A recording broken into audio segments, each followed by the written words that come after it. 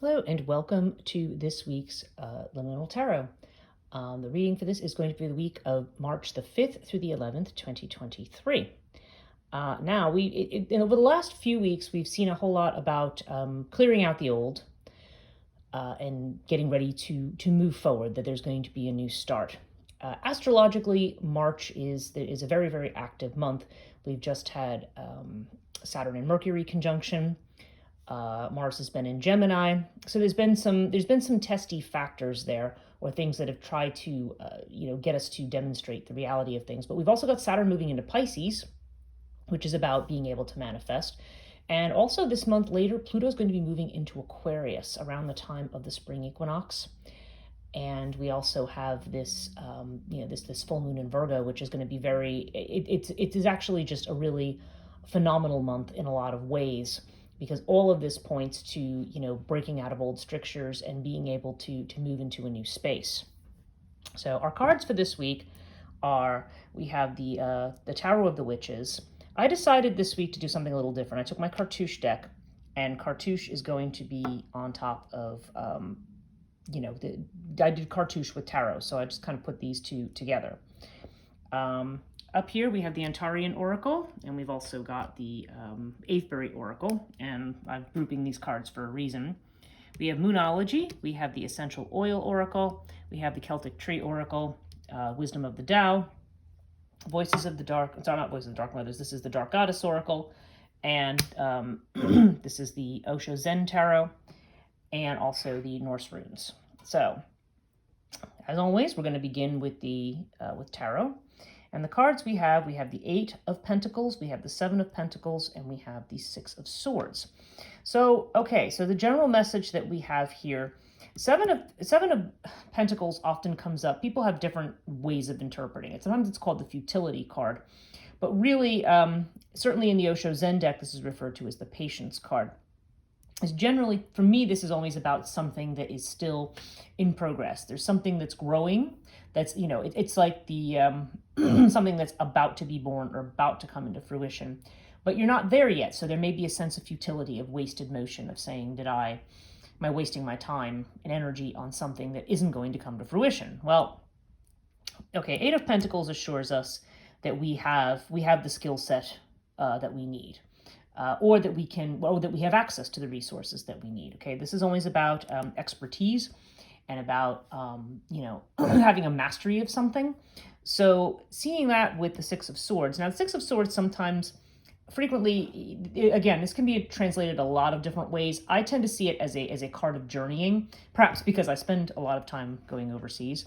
I see this as an overseas journeying card, but I also think that this has to do, in this case, more with moving away from something. It's the card that follows the Five of Swords, which has to do with that kind of conflict and limitation and competitiveness, and that thing where there's a struggle and we need to step away because maybe it's not something we can win. Six of Swords has to do with, now it's like, okay, now we're moving away from this stressful place. We're moving across the water to the next destination. So I feel like what this is saying here is that there is going to be movement and progress. Interestingly, I think Rachel Pollack's book, the 78 Paths to Wisdom, I think it's called, she talks about this as a card of not much going on. But again, I feel like that's more in the thread of, I think that the overall tone is, it doesn't look like there's a whole lot going on right now, but there is. And you need to be confident in the fact that you have the ability to see through whatever is coming next. So, even though things may feel like they've been delayed for some time, there is this movement forward. Now, Cartouche, I'm going to try to move them down. I have the sun is coming in at just the right angle today. With Cartouche, we have the Lotus card, we have the Twins, and then we have Horus. Now, this bodes very well for healing, both physical and mental. Okay. And with the Twins, there's definitely this idea of partnership or support. This could have to do with a new romantic partnership. It could be a partnership from somebody, or it could just be a new friendship. Horus often has a lot to do with friendship as well. So this could be a good friend, could be a good friend who becomes more than that. But I think also this is making a reference to the needs to socialize and network. I think there's a lot of attention right now, again, with everything moving into Aquarius. Aquarius is associated with the 11th house in astrology, and and that is the house of friendship, among other things. So there's definitely seems to be the sense. Lotus is almost a card of saying, you need to put your anxieties to bed, which to me lines up with the Six of Swords over here. It's the idea that, you need to not be anxious. And and the twins also would imply a certain level of support as well. So on that particular note, I want to take a look at the Antarian Oracle, and I also want to look at the Avebury Oracle. Now, the Antarian Oracle, I have the connection card, which is pretty much what it looks like. It's very similar to the twins, which is why I've kind of paired these up here.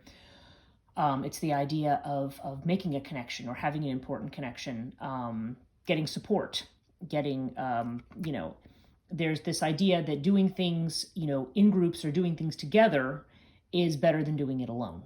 So certainly one of the elements of this Aquarian change is that we are moving towards, doing things, working collaboratively or focusing on, whether it be another individual or whether it be the collective, that's going to be more of our focus.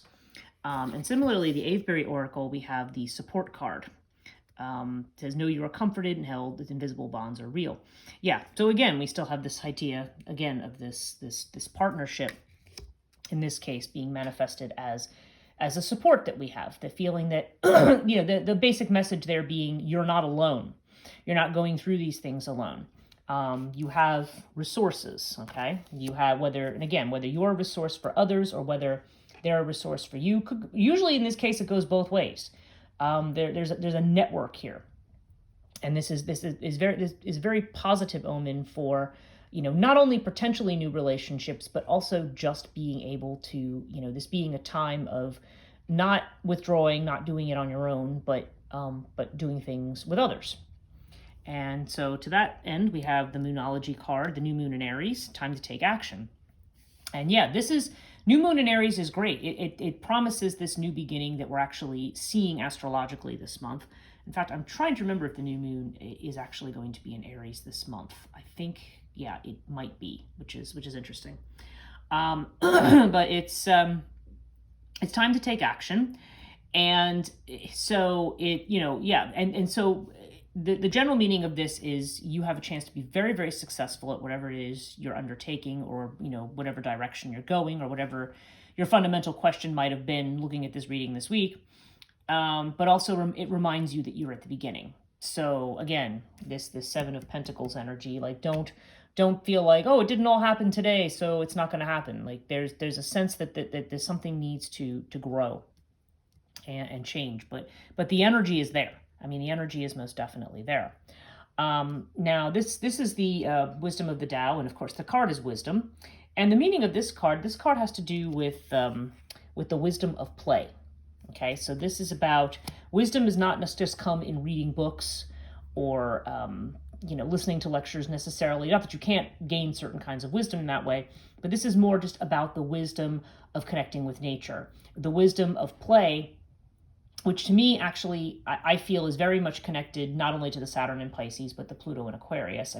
There's positive and negative attributes to both of those aspects. There's always a good end of the spectrum and maybe a not so good one. But I feel this is one of the more positive ones. This is not about the Capricornian grind. This is not about taking everything to task. Yes, there is a sense of manifesting, but it's more about flowing with things and enjoying yourself as you go along. This is not about, going in grudgingly and doing your duty. This is about, there's the wisdom of just allowing yourself to play. The wisdom that you will see in children or in childlike behavior, not childish, but childlike. Okay, so there's this sense of returning to that sense of wonder and awe about the world and the wisdom that's there in that. Now, our rune is algaes, and this is the rune of protection. So this often has to do with the control of the emotions. So, there's this sense that, so again, I feel like that has this new moon in Aries kind of energy. There's this protection that's here. But we have to remember that we are at the beginning of something. We may get a burst and go, oh, yay, this looks great. And then, and then if things, seem like they're quiet again for a little while, or that they're not moving forward, then we may start to get, discouraged over here and say, oh, well, maybe it's not so great after all. Maybe it's not going to happen. This is literally telling you that you are going to progress, and that's your protection. You just need to know that you're at the point. You need to know that you're at the point that this is going to, the next phase of your life is going to happen. You are headed there, and you don't need to, you don't necessarily want to lose yourself in the highs or the lows, is what this is saying. Just allow yourself to kind of, there's that Saturn realism that you want to have about things. But at the same time, there's that Piscean imagination. Allow yourself to think, and keep it within, ground it in a space where you can just flow with it. One of the things that I've learned over the years is that as somebody who has a lot of Earth energy in their chart, and as somebody who's Taurian by nature, and very much about planning and plotting, and looking ahead and trying to make judgments and guesses based on where I am, I'm finding that I'm doing a lot better by just allowing things to come in one day at a time. Just go ahead and go for it, and you'll see how it shakes out. Now, while that may not always be the best strategy, I feel like that's going to be more, we can become so disconnected and so cerebral when it comes to the process of our lives and of our plans and our goals, that we cling on to them too tightly, and then they never, we're like strangling them to death. They don't manifest. You need to give the situation room to breathe, step back, and see where it goes. Now over here is interesting. We have I ended up 2 cards came out, which is why I have 2 here from the Osho Zen deck. And these 2 cards that we have today are the Outsider and the Control card. Okay, and these cards, yeah, these have to do with, the Outsider has to do with the script that we tend to play over and over again that says, I'm not accepted, I'm not good enough, I'm not part of this. We see in this one, we see the child looking through the gate that's locked and saying, oh, I can't, the beautiful thing's on the other side and I can't get there. And the message of this card is that's an old tape. That's an old tape that we had from childhood, from times when we've experienced our first perhaps failures or rejections, as when we were young, and we carry that sense of rejection with us, that sense that that insecurity, that sense that we're not going to have enough. And this is saying you need that it just simply isn't true. And part of the way that we often deal with this script, and this makes a lot of sense to me, is this is I think this is the King of Clouds, but this is the Control card. Okay, and this is saying, again, this is back to, this control of the emotions thing, but in this case, this is more about saying, I need to be involved in micromanaging every step of this. And control means, no, you need to let go of it. You need to go with the flow, and you need to get rid of this sense of I'm not good enough. So, I feel like these 2 things can sometimes feed each other. We feel that we are not good enough, so it's almost like we have to, we kind of rigidly control our responses or our boundaries to other people, and it's not really necessary. I mean, dropping control is actually what allows you to gain control. Okay, that's always been the kind of the message there. Now with this, I've put the Ran card, and this is in the Dark Goddess Oracle. This is the card of abuse. And this card generally has a lot to do with anger and anger issues. So the abuse card here, really the message of it is, let go of your anger. Take long walks by the sea. I mean, again, we're back to this connection thing, allow yourself to feel, allow yourself to have that water element come in, to feel romantic, to want to, to feel, it's kind of the same thing as over here, the wisdom of being able to feel.